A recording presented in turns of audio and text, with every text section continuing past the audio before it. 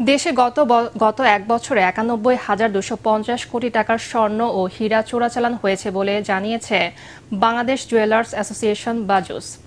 সংস্থাটির নিজস্ব কার্যালয়ে সোনা ও ডায়মন্ড চোরাচালান বন্ধে করণীয় বিষয়ে সংবাদ সম্মেলনে এই তথ্য জানান সংগঠনটির নেতারা।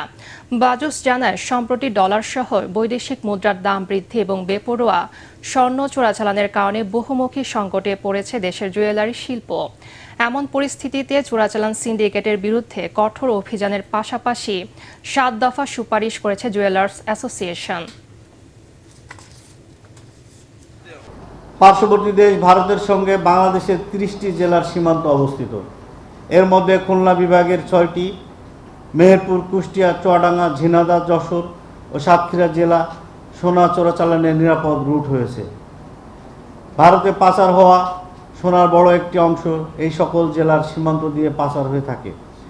বাজুসের প্রাথমিক ধারণা, প্রবাসী শ্রমিকের রক্তে ঘামা অর্জিত বৈদেশিক মুদ্রার অপব্যবহার করে প্রতিদিন বাংলাদেশের জল, স্থল ও আকাশপথে কমপক্ষে প্রায় ২৫০ কোটি টাকার অবৈধ সোনার অলংকার, সোনার বার, ব্যবহৃত পুরনো জুয়েলারি যা ভাঙারি হিসাবে বিবেচিত ও হীরার অলংকার, ডায়মন্ড জুয়েলারি চোরাচালানের মাধ্যমে বাংলাদেশে আসছে।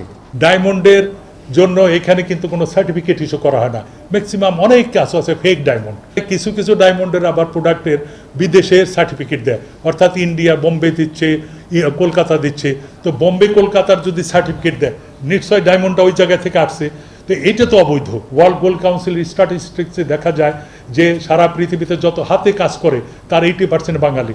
আমাদের এখান থেকে এখন মাইগ্রেট হয়ে অনেক চলে গেছে। আমরা তাদেরকে আবার সেই জায়গাটা ফিরিয়ে আনতে চাই, আমরা এক্সপোর্ট করতে চাই।